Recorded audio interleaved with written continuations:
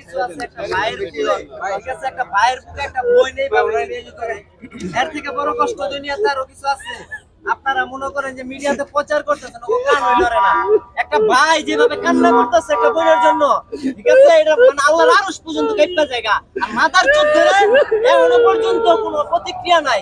আমি দেখছি সকালবেলা মুখ ফাইটা কইতে হইতাছে আমার, ঠিক আছে, সকালবেলা দেখছি আমি এই জায়গার স্টাফরা ওর ভাই ওর বোনের বই নাই না, ওর দুলা ভাই না, এই জায়গায় চিকিৎসা করাই হয়ে গেছে। আমি আর বাস্তব আমার বাঞ্চুদের বাচ্চারা গাড়ি থেকে নামতে চাইছি, আরে এখানে না অন্য হাসপাতাল নিয়ে যান। ওর বোন যদি এই হাসপাতালে ঢাকা মেডিকেল হাসপাতাল নিয়ে যাইতে বলছে। বোন যদি বোনের কি হইছে ভাই?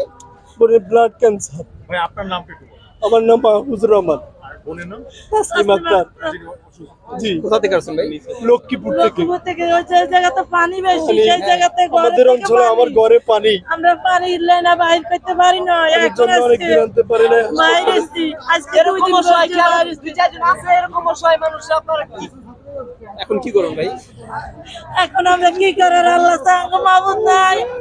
বোন কিভাবে বাজাবো? দুইটা বাচ্চা, ছোট ছোট বাচ্চা হয়েছে বাচ্চা। এই যে সাংবাদিক ভাইরা যে বলেন যে এখন কি করবেন, এই উত্তরটা উনারা দিব না, এই উত্তরটা দিবেন আপনারা।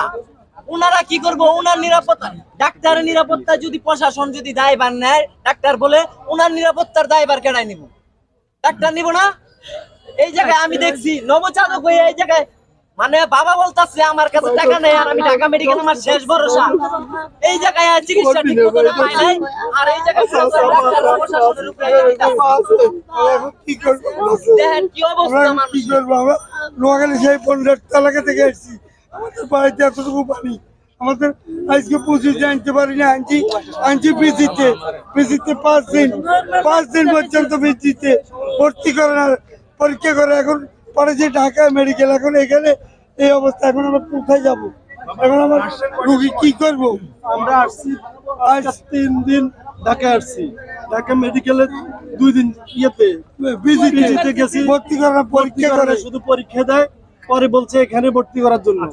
আজকে হ্যাঁ এইখানে আসছি একটু আগে। আমরা ওই যে ইয়ে থেকে, আমার নাম মাহফুজ, আমার নাম নুরুল ইসলাম। আমার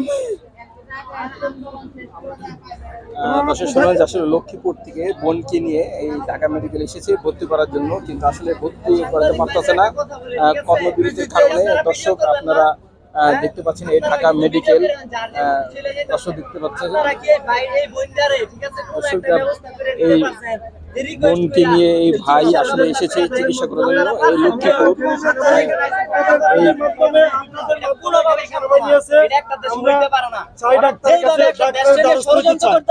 আপনাদের সহযোগিতার মাধ্যমে সেনাবাহিনী হেল্প নিয়ে আমি আমার বোনকে নিয়ে ডাক্তারের দ্বারস্থ হতে চাই।